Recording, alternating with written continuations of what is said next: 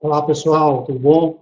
Vocês aí que estão iniciando essa caminhada, né, para o vestibular da UEMA, tem seu sonho em ingressar na Universidade Estadual do Maranhão, e, é lógico, né, nos seus diversos cursos, como também CFO, você está no lugar certo. Nós estamos iniciando aqui um curso sobre conhecimentos gerais do Maranhão, voltado para a UEMA, e vamos estar aqui na tentativa, é lógico, de buscar a realização desse sonho de vocês, jovens estudantes. Ok, pessoal? E nós vamos começar a falar desse lindo estado do Maranhão, riquíssimo, um estado que a gente coloca como um Nordeste diferente, em função, é lógico, das condições físicas, né, de estar numa faixa de transição entre a região amazônica, quente e úmida, e um sertão semiárido do Nordeste brasileiro. Ok, pessoal? Maranhão, um Nordeste diferente, e vamos iniciar a nossa primeira aula falando, é lógico, do processo histórico de ocupação, de povoamento do território maranhense. Ok, pessoal? Olha só, gente.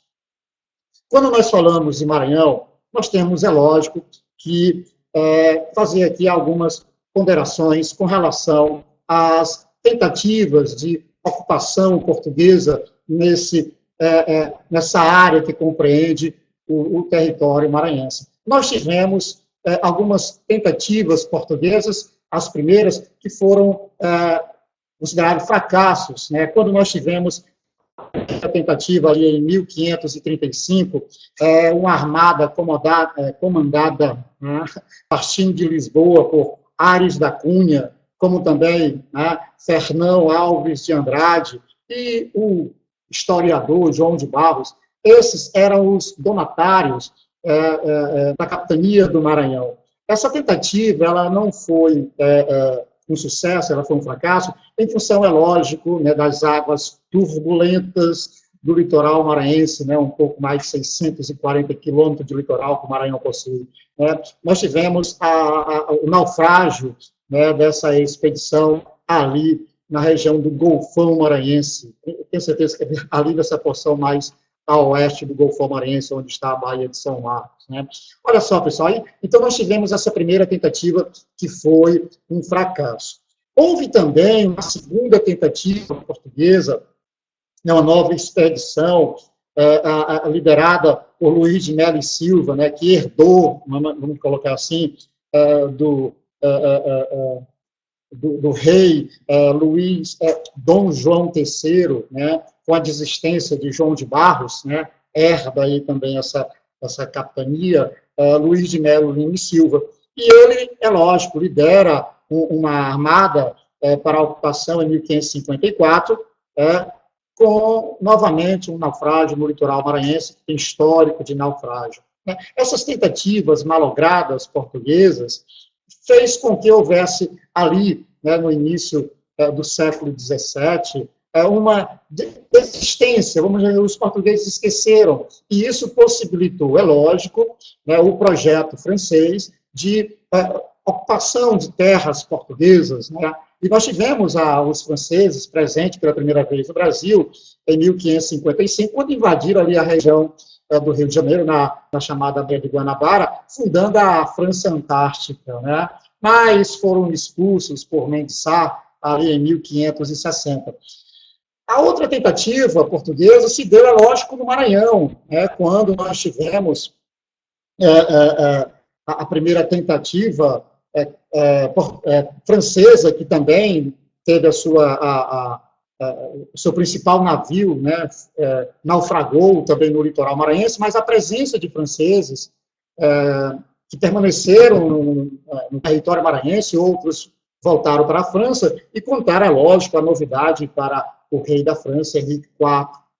E, é lógico, Henrique IV ordenou, né, o Daniel de la Touche, né, a avançar. E aí eles foram para a área do litoral maranhense e ocuparam o território maranhense na ilha de Upauaçu, assim chamado, né, o nome indígena, Upauaçon, da Ilha Grande, e ali, né, tomou posse, vamos colocar dessa forma, o território maranhense, com, é lógico, a consolidação da construção de um forte, né, para, com certeza, proteger, né, a tentativa dos portugueses de recuperar o território maranhense, e, é lógico, ergueu aí também uma cruz. Nós tivemos aí esses dois eventos como o fato marcante, né, da ocupação oficial francesa no território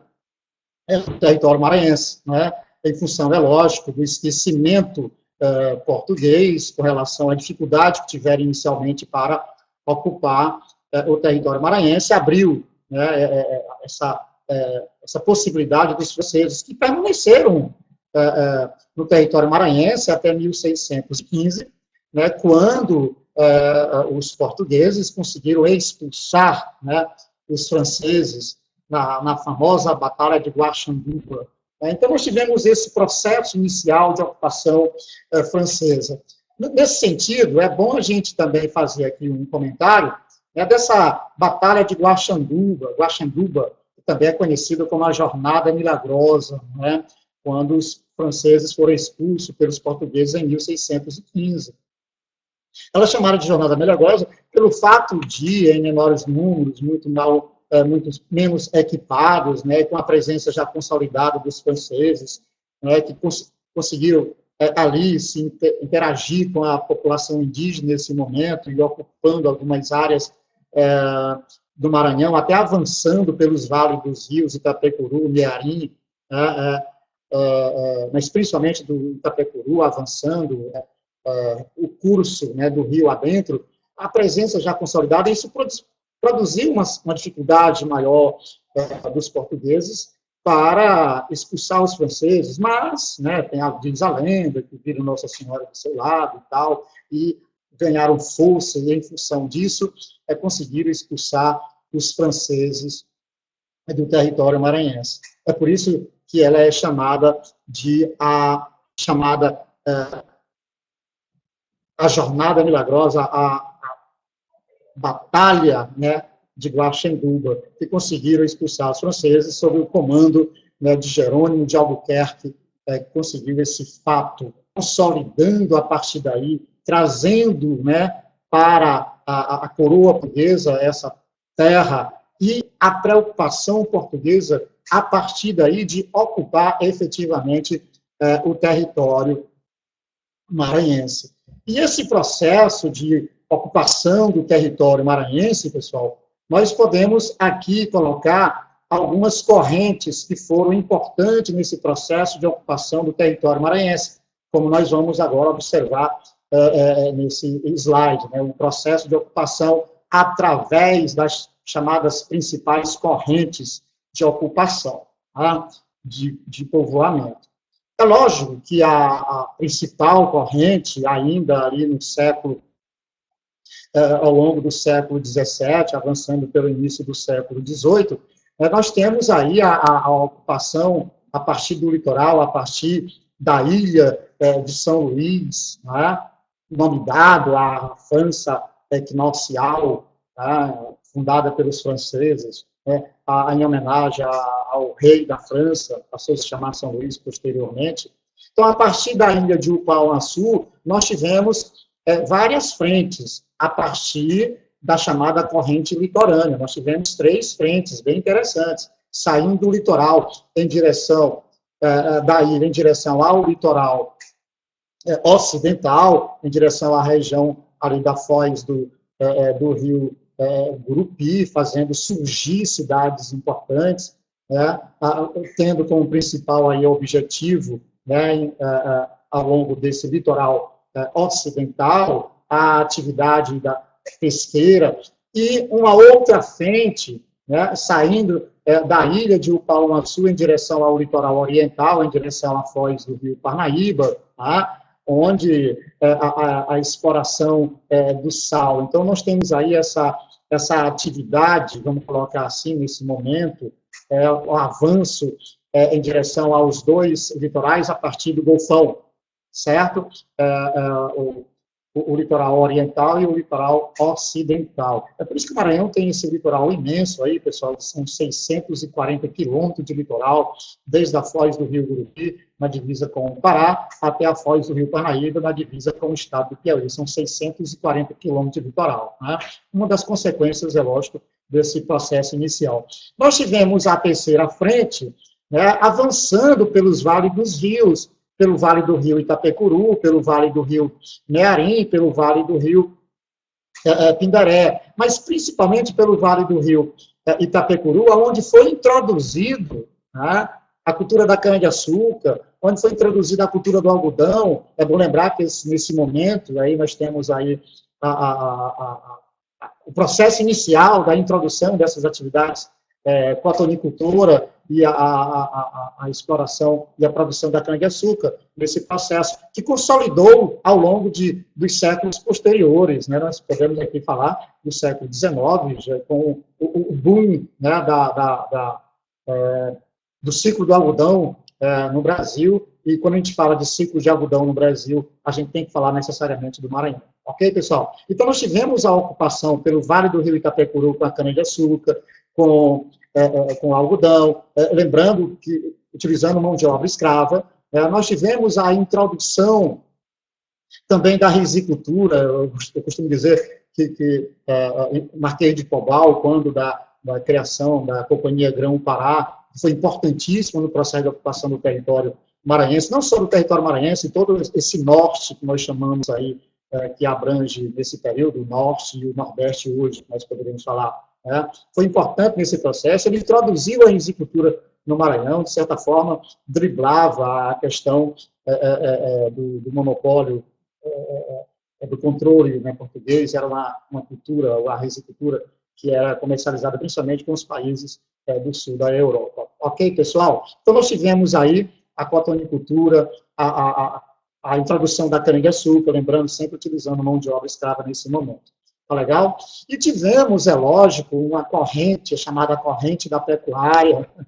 Essa corrente também foi extremamente importante na ocupação do território maranhense, pessoal. Em que sentido? Nós tivemos ali, no primeiro momento da história do Brasil, ao longo do século XVI e século XVII, a introdução da cana-de-açúcar ali na zona da Mata Nordestina, certo?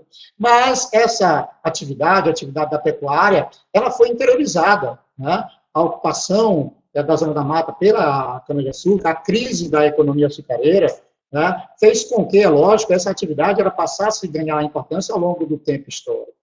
E aí, em direção ao Maranhão, né, pelos caminhos do chamado Rio dos Currais, o Vale do São Francisco, essa atividade foi interiorizada ao longo do século XVI e século XVII, avançando pelo Vale do São Francisco, suplantando, né, a Tabatinga e Dois Irmãos ali do Piauí, chega ao Piauí e aí suplanta o Rio Parnaíba, chegando, é lógico, no sul do Maranhão, principalmente ali na região do município de Pastos Bons, um dos mais antigos municípios do território maranhense. A partir de Pastos Bons, ao nome Pastos Bons, essa atividade encontrou todas as condições favoráveis para o desenvolvimento dessa atividade. A atividade da pecuária, a partir de Pastos Bons, as expedições se espalham pelo Maranhão, tá? As expedições em direção ao Vale do Rio Manuel Alves Grande, mas principalmente em direção ao Vale do Tocantins. É bom lembrar que hoje essa porção sudoeste do Maranhão,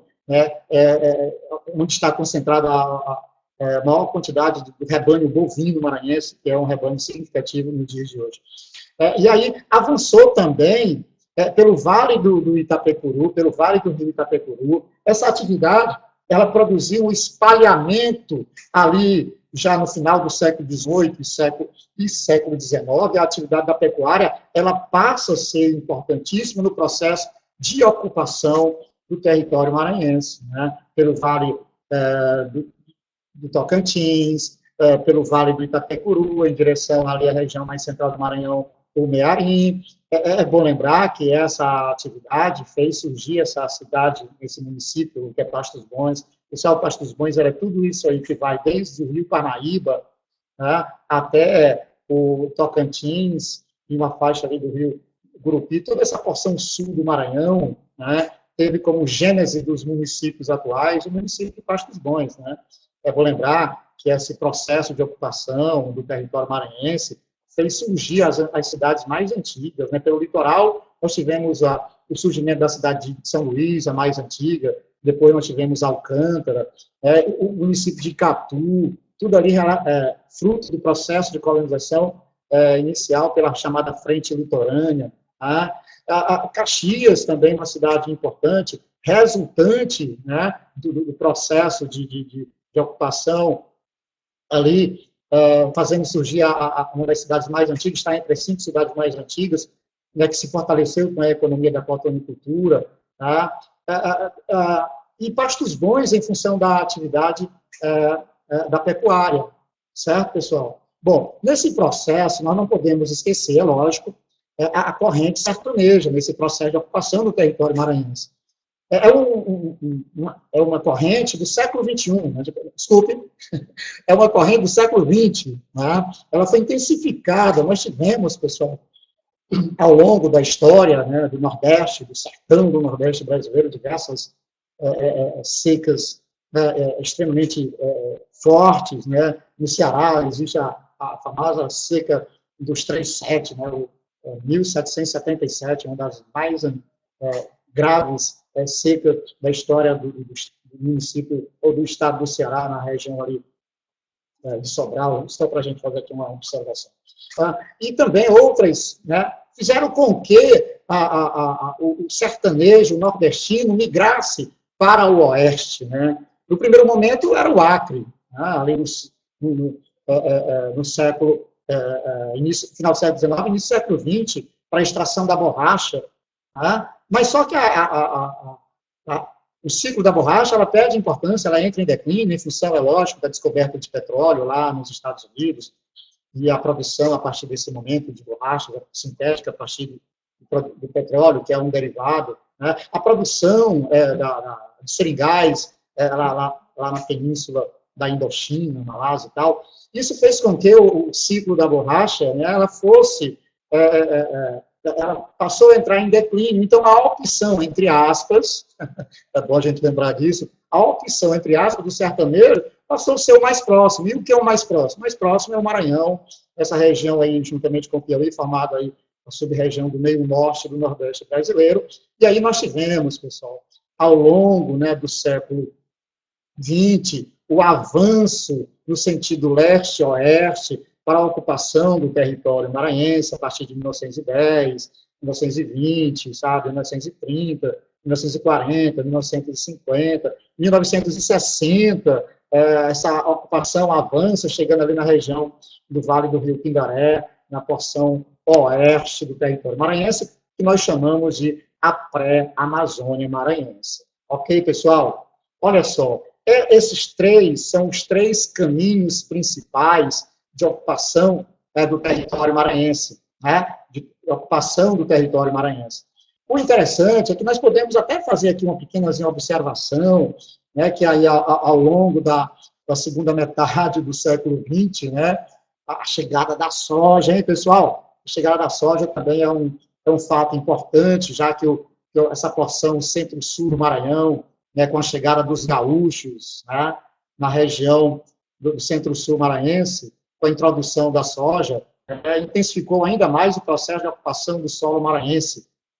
Destaque aí para alguns municípios a partir de Balsas, né, que passou a ser referência. Depois, outros municípios do centro-sul do Maranhão passaram a ser ocupados, é lógico, pelos sojicultores oriundos do sul, a transferência de capitais. Isso também é bom a gente fazer essa referência da segunda metade do século XX, a chegada dos gaúchos. E aí, pessoal, efetivamente, nós temos a ocupação do território maranhense nesse processo iniciado com essas 3 correntes que são principais. Consolidada a ocupação do território maranhense, nós temos que, é lógico, situar o território do Maranhão, né, com relação à sua localização. Sabemos que o Maranhão está localizado na região nordeste do Brasil. Né?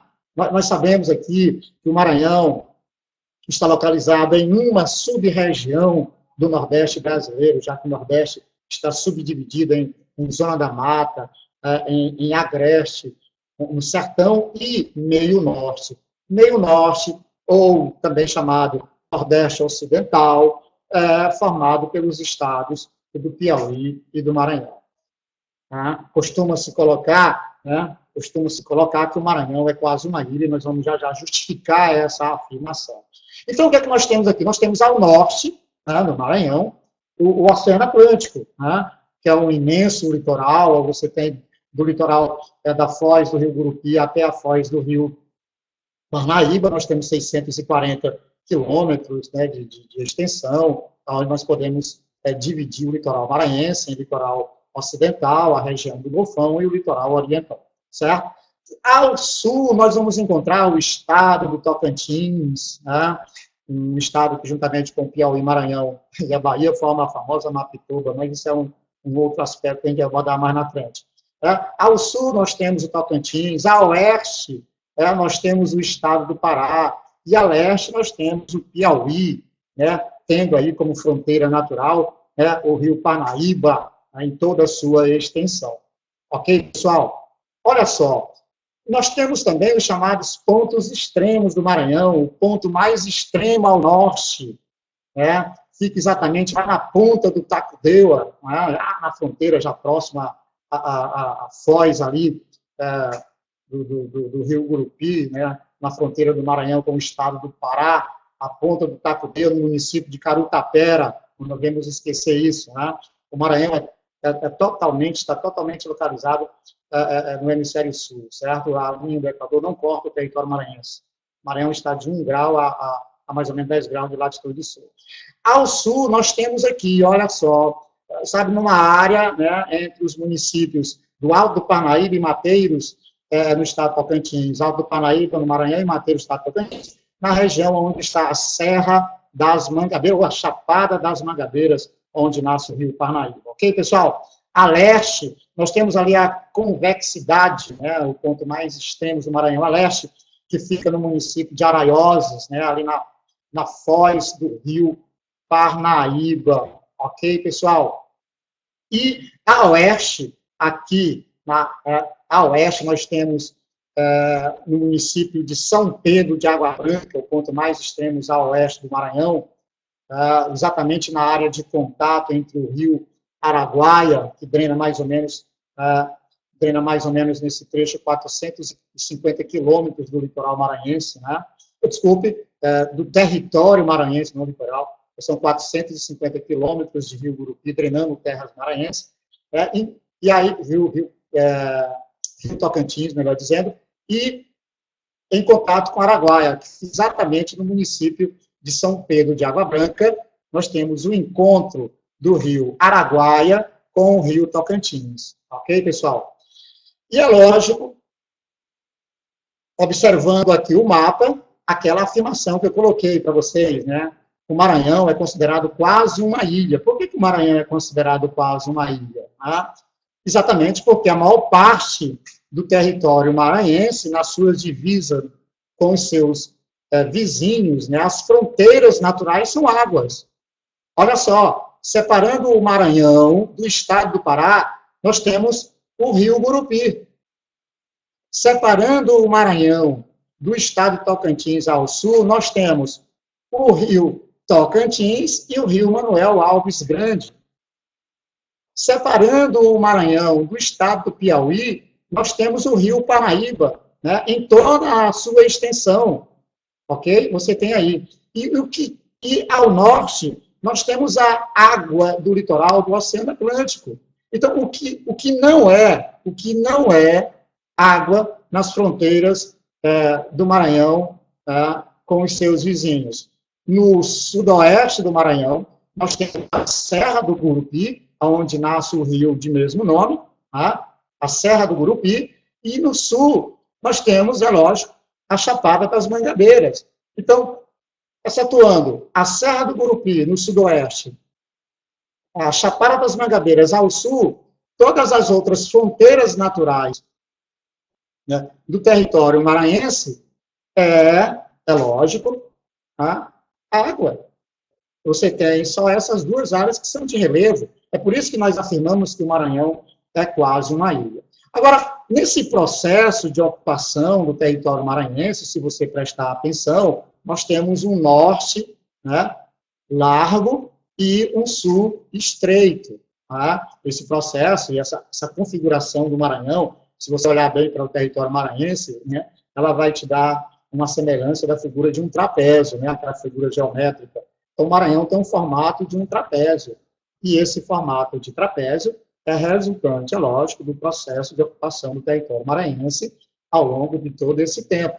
Tá? Por isso que a gente fala, assim, Maranhão, um Nordeste diferente, né? Porque, diferentemente dos outros estados nordestinos, o Maranhão tem características naturais, características físicas que o diferem. Né? Então, é um estado que apresenta essa característica de transição, esse processo de ocupação do território maranhense ao longo de sua história foi produzindo, né, essas características físicas e essas características econômicas e culturais que nós vamos ver ao longo das próximas aulas. Tá legal, pessoal? Olha só, essa é a nossa primeira aula de 15 aulas que nós vamos estar aqui colocando para vocês sobre conhecimento gerais do Maranhão, para você que está se preparando para o vestibular da UEMA, para você que tem como foco o CFO. Ok, pessoal? Espero que vocês tenham gostado da nossa primeira aula. Tá? Avise para os seus amigos desse nosso curso de conhecimentos gerais de Maranhão. Ok, pessoal? Um grande abraço e até a próxima aula. Ok? Tchau, tchau, pessoal!